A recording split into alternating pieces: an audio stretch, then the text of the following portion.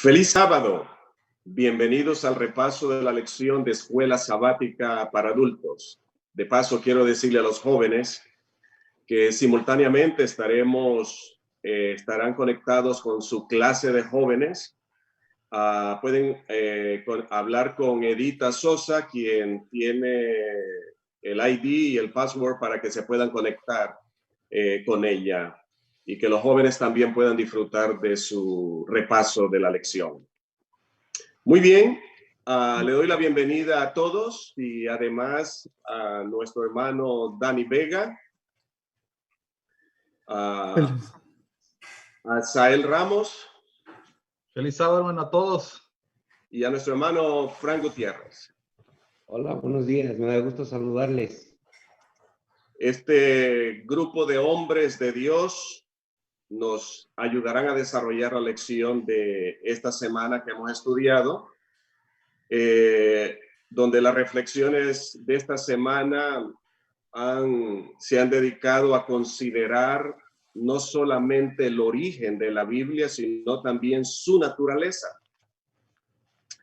Y por eso, al leer el versículo de memoria de Primera de Tesalonicenses 2:13, dice que por lo cual también nosotros, sin cesar, damos gracias a Dios de que cuando recibiste la palabra de Dios que oíste de nosotros, la recibiste no como palabra de hombre, sino según es la verdad, la palabra de Dios, la cual actúa en vosotros los creyentes.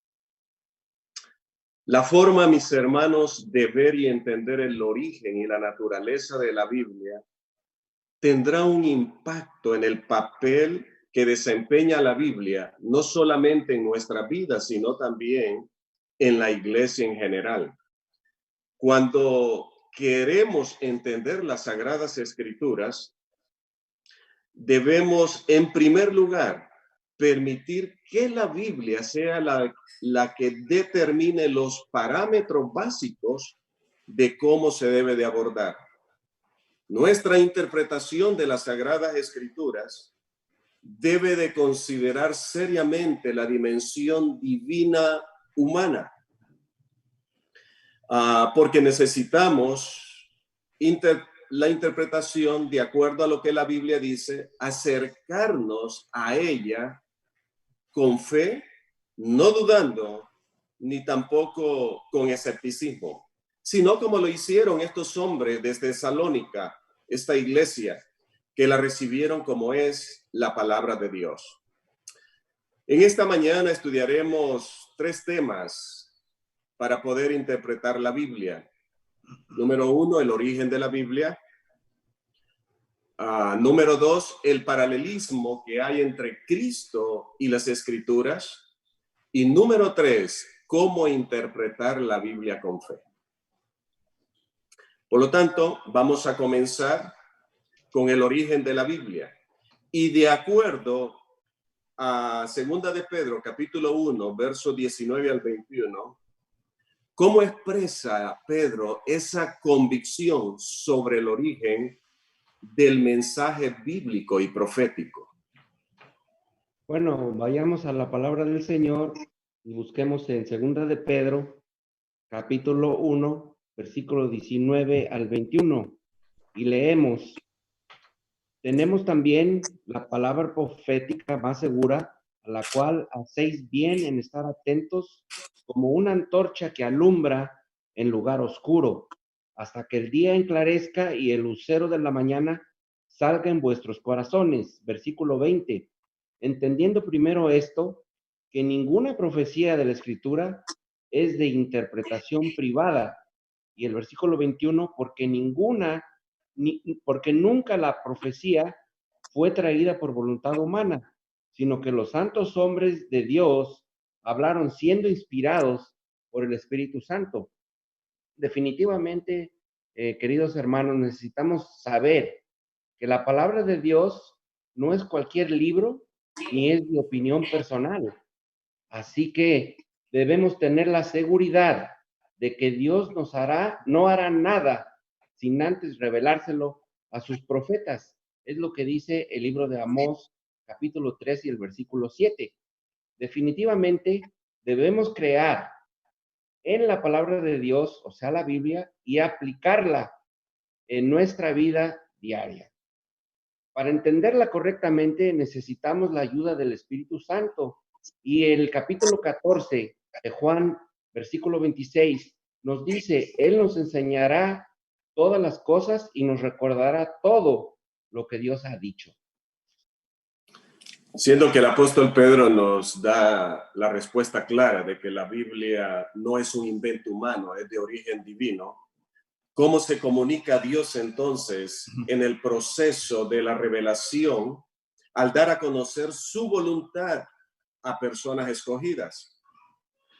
Segunda de Pedro 1:21, como leía nuestro hermano Frank, dice, porque nunca la profecía fue traída por voluntad humana, sino que los santos hombres de Dios hablaron siendo inspirados por el Espíritu Santo. Y ahí encontramos la respuesta de cómo se comunicó Dios por medio del Espíritu Santo. ¿Y quién es el Espíritu Santo? Dios mismo.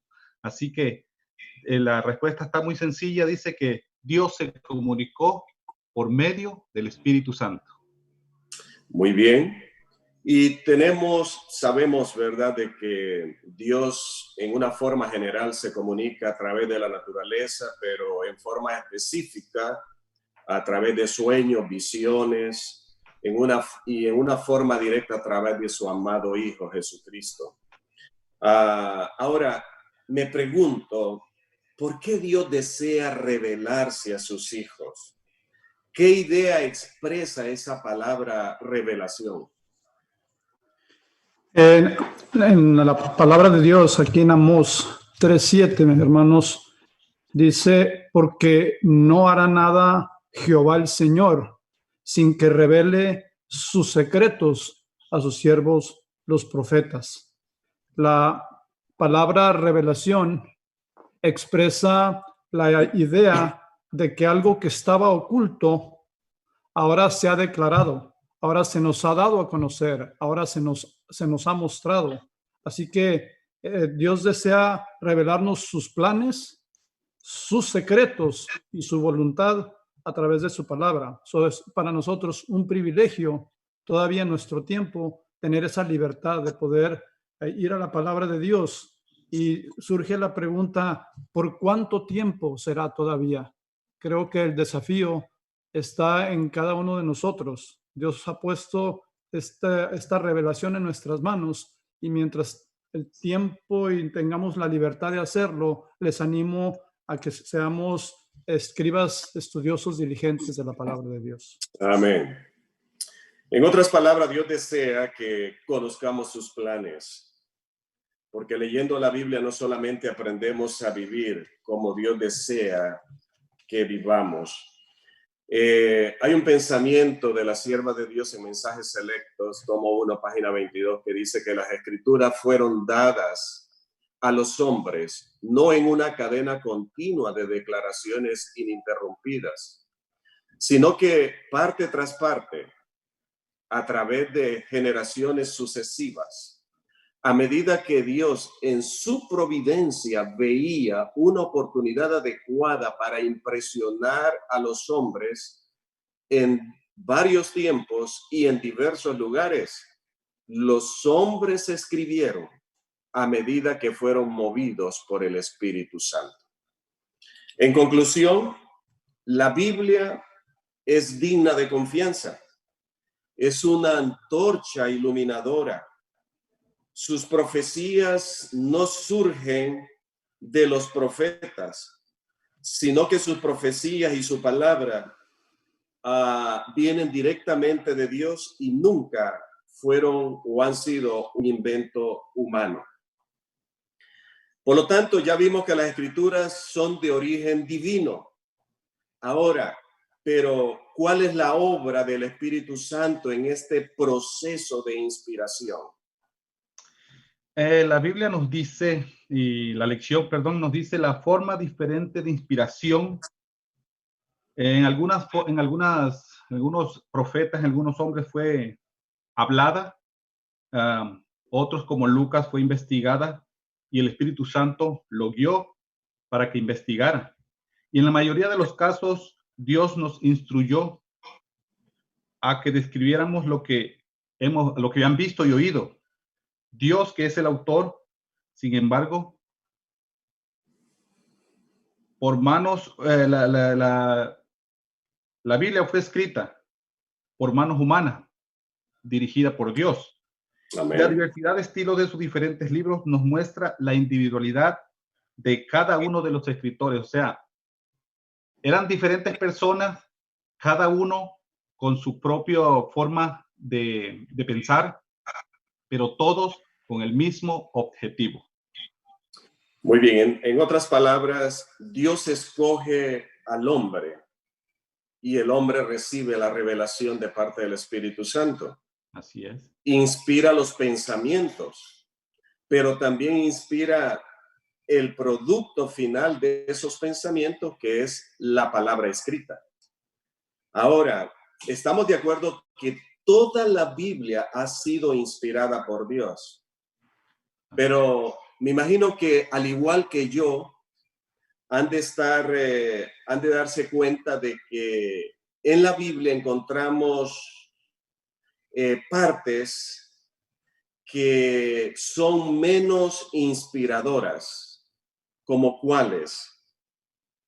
Bueno, toda la Biblia, cuando decimos toda, nos referimos a toda, el Antiguo y el Nuevo Testamento, aunque no todas las partes sean igualmente inspiradoras, como por ejemplo, si nosotros abrimos la Biblia y vamos a Apocalipsis capítulo 20 y el versículo 9, leemos: y subieron sobre la anchura de la tierra y rodearon el campamento de los santos y la ciudad amada, y de Dios descendió fuego del cielo y los consumió. Aparentemente, esto no es muy inspirador para muchas personas, incluso hasta podría causar temor en algunas, pero sin embargo, nosotros sabemos que es palabra de Dios. Aunque sean expresadas en palabras humanas, nosotros nadie somos para juzgar la palabra de Dios. Y que no se nos olvide, ¿verdad?, que el autor es Dios. Amén. Muy bien. Entonces, sí, en efecto, que hay muchas pasajes de la Biblia que nos dicen, por ejemplo, David, Sansón, personajes que Dios los había elegido, mas sin embargo, ellos no hicieron muchas veces o no actuaron correctamente como Dios deseaba. Pero ese es el libre albedrío.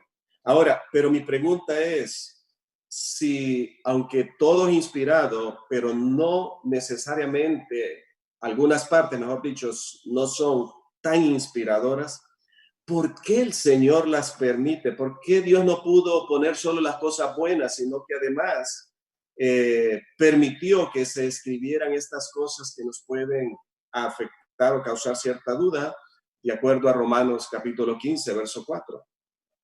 En efecto, Pablo es muy concreto en este texto cuando dice que las cosas que se escribieron antes para nuestra enseñanza se escribieron, para nuestra admonición, dice alguna otra versión, a fin de que uniendo nuestra constancia al consuelo que proporcionan las escrituras, mantengamos la esperanza. Aquí estoy dando declaraciones de por lo menos dos versiones, pero hay tres elementos que resaltan en este texto, y es que Dios permitió que las escrituras fueran una realidad para nosotros por tres motivos aquí: para nuestra enseñanza, para nuestro consuelo y para darnos esperanza. Ahora bien, ¿por qué la pregunta que hace hermano Marvin? ¿Por qué no solamente Dios declaró o podía haber declarado solamente las cosas positivas, buenas en la Biblia, y por qué se escribieron algunos eventos que no son demasiado inspiradores?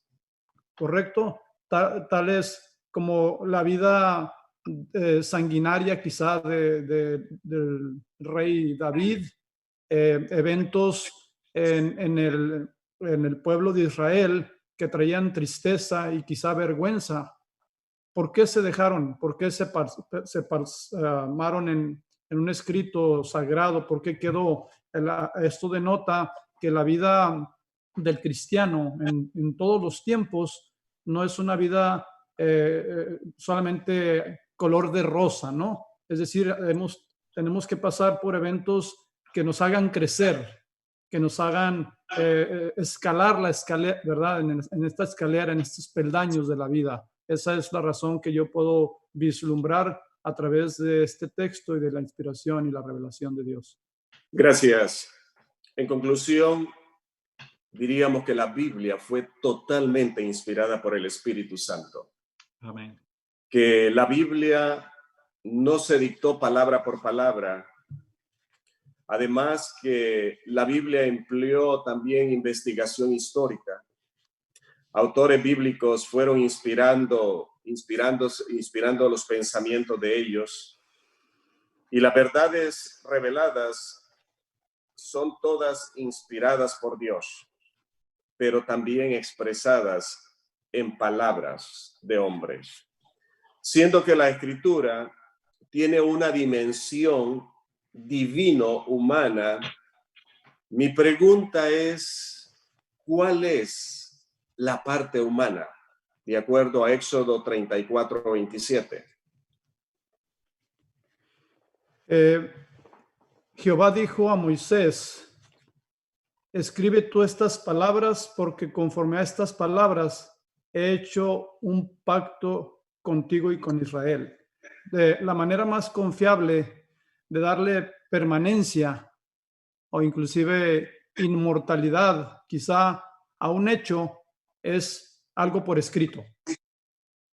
Ahí conocemos a algunos dichos populares, ¿no? Las palabras se las lleva el viento. Otro dicho popular, más vale pálida tinta que mente brillante, ¿cierto? Cuando surgió esta pregunta, yo dije mi pensamiento vino, bueno, ¿y si Dios tiene un libro de memorias donde se escribe cada acto? Tiene un libro, ¿verdad? Que es el libro de la vida. Dice, ¿cuánto más nosotros, seres humanos, ocupábamos una revelación escrita? Aquí cuando, en este texto de Éxodo 34:27, es justamente Dios hablando a Moisés cuando recién había entregado, ¿verdad?, su revelación en de los 10 mandamientos. Así que Satanás hubiese aprovechado más de lo que ha aprovechado transgiversar la palabra de Dios hoy en día, si eso hubiese sido solamente palabras, hubiesen quedado en la nube del olvido y el ser humano estuviéramos todavía en mayor desgracia. Es la forma como Dios nos habla, la revelación, alabados a su nombre. Ahora, ¿me podría mencionar algunas ventajas que tienen las palabras al quedar registradas por escrito? Sí, claro, hay bastantes ventajas, pero una de ellas es que a veces los seres humanos tenemos tendencia a olvidar lo hablado, o sea, lo dicho.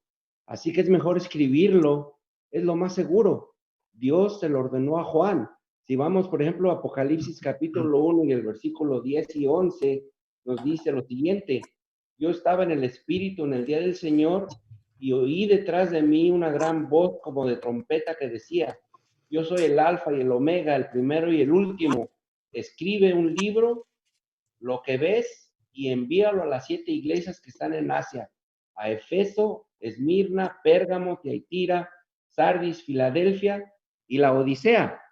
Además, a pesar de que no estuvimos en el lugar de los hechos bíblicos, nosotros hoy podemos enterarnos del presente, pasado y futuro gracias a la palabra de Dios. Por eso es que también en el capítulo 1, versículo 19 de Apocalipsis dice esto: escribe las cosas que has visto y las que son y las que han de ser después de estas.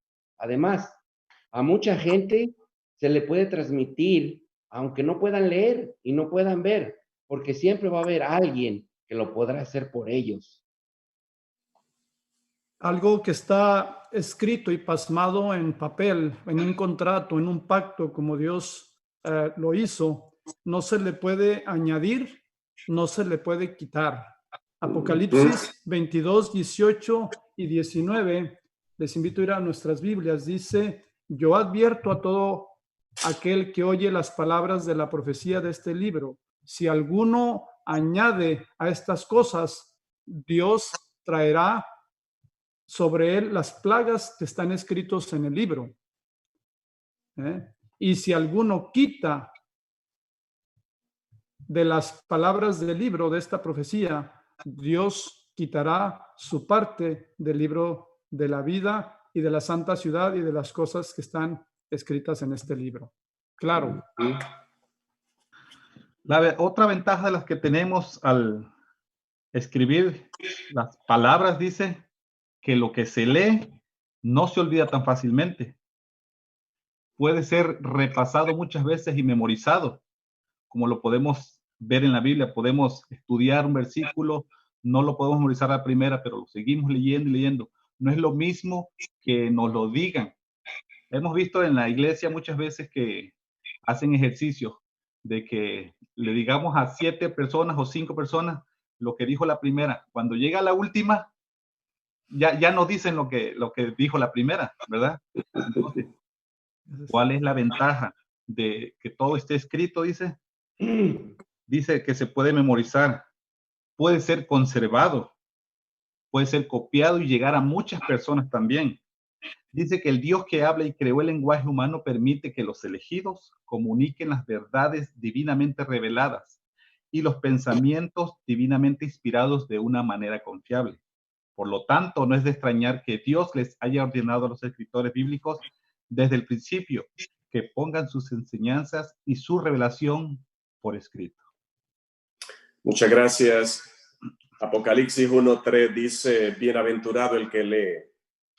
Qué bueno es que ahora tengamos la palabra de Dios escrita, porque podemos leerla.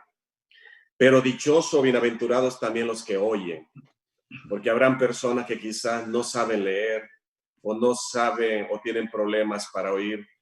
También hay los medios para poder escuchar la palabra de Dios de una o de otra manera, y guardan las cosas en ellas escritas porque el tiempo está cerca. Hermanos, no hay duda de que debemos de dar gracias a Dios por la iniciativa de Él de dejar escrita su voluntad y poderla hoy, no solamente conocerla, sino también obedecerla. Amén. Nuestro segundo tema será el paralelismo que encontramos entre Jesús, el Verbo hecho carne, y la palabra escrita de Dios. Me gustaría que pudiéramos hablar sobre estos paralelismos que hay en cuanto a Jesús y la palabra. Así como Jesús fue concebido sobrenaturalmente por el Espíritu Santo, usando un vaso frágil como fue la persona de María, las Santas Escrituras también tienen su origen sobrenatural y han sido reveladas por el Espíritu Santo a través de seres humanos, a través de vasos de barro, que no solamente las han escrito, sino que también hoy por hoy tenemos la oportunidad de difundir y de llevar esas palabras, ese evangelio eterno a las naciones. Hermano Marvin, ese es el primer paralelismo que yo miro. Me gustaría hablar sobre otro paralelismo, que es la vigencia de la Escritura y la vigencia, ¿verdad?, del ser eterno de nuestro amado Jesús. Que así Jesús se hizo hombre en un tiempo y en un espacio determinado. Entonces vino a la tierra, ¿verdad?, en un tiempo específico, en un lugar específico y en tiempos antiguos, ¿no? Y la Biblia también se dio en un tiempo específico, en lugares específicos, en culturas determinadas. Ahora, ¿qué queremos decir cuando hay un paralelismo de vigencia entre estas dos elementos o dos comparaciones, que es Jesús y la Biblia? Bueno, al igual que Jesucristo, el tiempo ni el espacio lo condicionan, ni siquiera a la Biblia. Amén por eso, y que tenemos esta palabra profética más segura. El paralelismo que encontramos también, como dijo el hermano Dani, dice que ambos son de origen divino y hay de origen sobrenatural. Ambos combinan lo divino con lo humano. La obra de ambos es abarcar a toda la humanidad. Como Dios es eterno, su palabra también es eterna. Como dice, sécase la hierba, marchítese la flor, mas la palabra de Dios permanece para siempre. En Juan 8, 31 y 32 nos dice, entonces Jesús dijo a los judíos que habían creído en él, si vosotros permaneciereis en mi palabra, seréis verdaderamente mis discípulos y conoceréis la verdad y la verdad os hará libre. Y Juan 17, 17 dice, santifícalos en tu verdad, tu palabra es la verdad. También Jesús nos dijo, yo soy el camino, la verdad y la vida. Entonces, ¿cuál es el paralelismo que encontramos? Jesús es la verdad. Y como Él inspiró la Biblia, quiere decir que la Biblia es la verdad que tenemos sagrada. También, así como Jesús, como dijo el hermano Dani, fue la obra del Espíritu Santo en María, también hoy Jesús se puede manifestar en cada uno de nosotros cuando nosotros obedecemos la palabra de Dios y ponemos en práctica su palabra. Muy bien. También la Biblia existen algunas diferencias. Debe de quedar claro, hermanos, que la Biblia no es una encarnación de Dios. Dios no es un libro. Nosotros no adoramos un libro. Adoramos al Salvador que se proclama en las Santas Escrituras. Como dice San Juan 5:39, escudriñad las Escrituras, porque a vosotros os parece que en ella tenéis la vida eterna y ellas son las que dan testimonio de mí. Así que nuestro último tema tiene que ver, ¿verdad?, con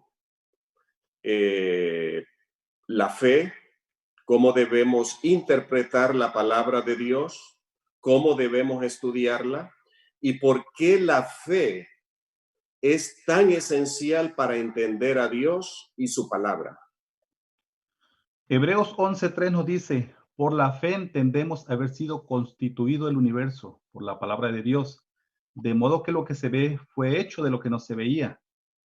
Pero sin fe es imposible agradar a Dios, porque es necesario que el que se acerca a Dios crea que le hay y que Él es galardonador de lo que les buscan. Todo verdadero aprendizaje se da en el contexto de la fe. Como vemos lo que dice la lección, un niño, ¿qué le permite a un niño aprender de sus padres? La confianza y el amor que le tienen al niño. El padre nunca va a enseñarle algo malo al niño. Siempre nosotros padres queremos lo mejor para nuestros hijos y debemos también de instarles esa confianza y que el niño se sienta confiado y sobre todo nos demuestre también el amor que nosotros le damos a ellos. Como un músico puede ejecutar súper bien cualquier pieza musical con cualquier instrumento, pero si el músico solamente está tocando, no interpreta, esa melodía no va a llegar a ninguna persona. Es muy diferente cuando el músico ama la música y su vida, no del todo su vida, pero es una gran parte de su vida, la música. De igual forma nosotros debemos de tener esa fe y ese amor por Dios y su palabra. Muy bien, entonces ¿cómo debería de acercarme a ella? ¿Cómo debo de abordar la palabra de Dios? En Hebreos 11:6, este libro que se adjudica también al apóstol Pablo, tiene una declaración muy acertada de cómo debo abordar la Biblia. Dice, pero sin fe, dice, es imposible agradar a Dios, porque es necesario que el que se acerca a Dios crea que le hay, es decir, crea que Él existe y que Él recompensa a los que le buscan.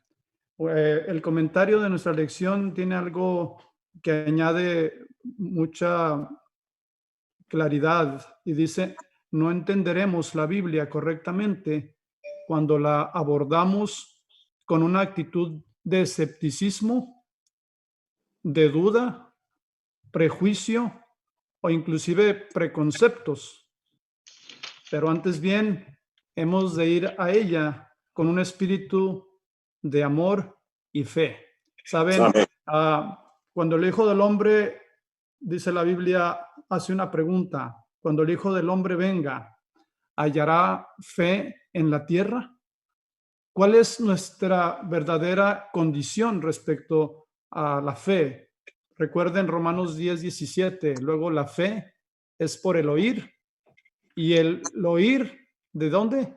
De la palabra de Dios. ¿Por qué? Porque la fe surge de la proclamación, la fe se despierta a leer la palabra de Dios, que es la revelación genuina.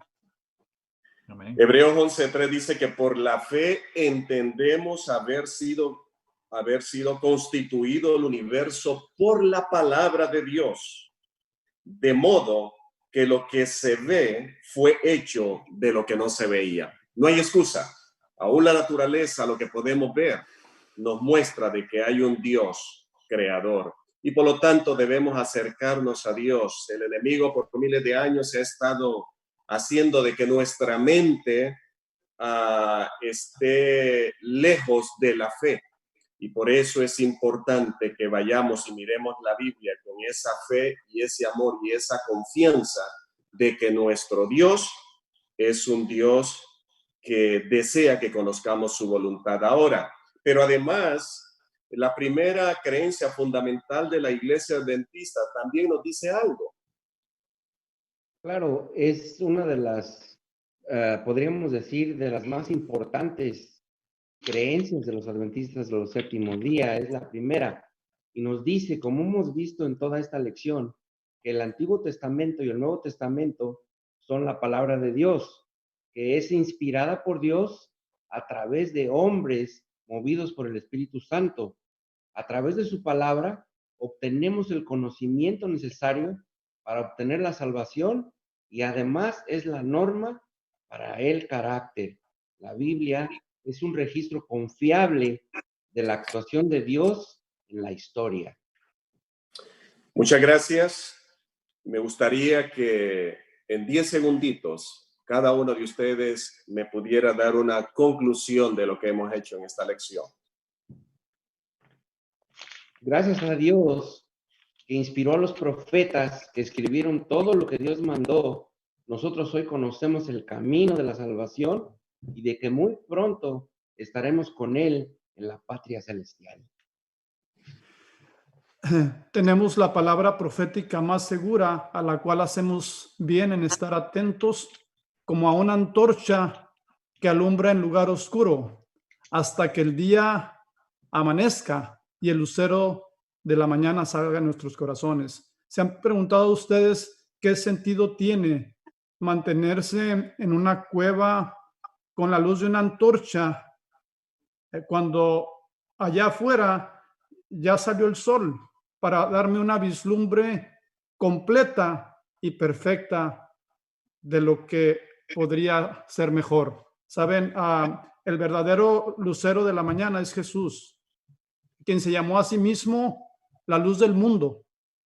Él tiene la luz, nos ha revelado la luz sobre el carácter del Padre, del cual el diablo se había encargado de oscurecer, y es nuestro deber a través de la revelación poder reivindicar el nombre de Dios en el medio donde vivimos. Amén.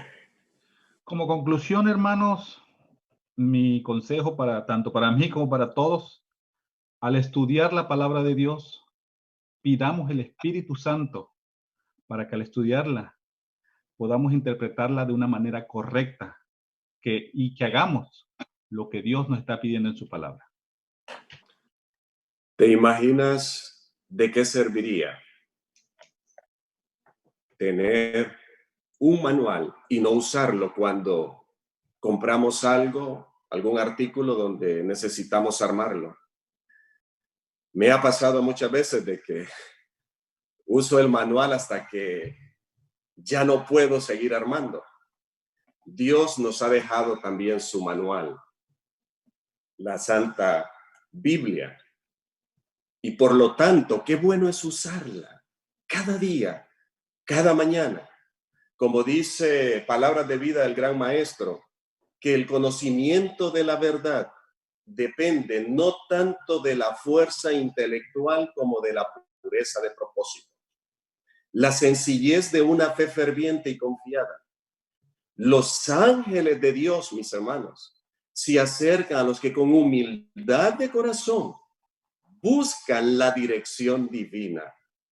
Se les da el Espíritu Santo para abrirle los ricos tesoros de la verdad de su santa palabra.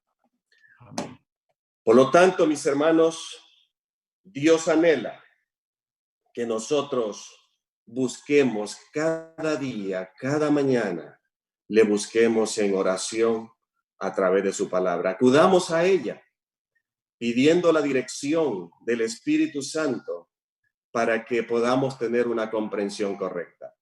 Que Dios nos ayude y nos bendiga y que podamos tener un bendecido y feliz sábado. Amén. Gracias. Gloria a Dios. Amén.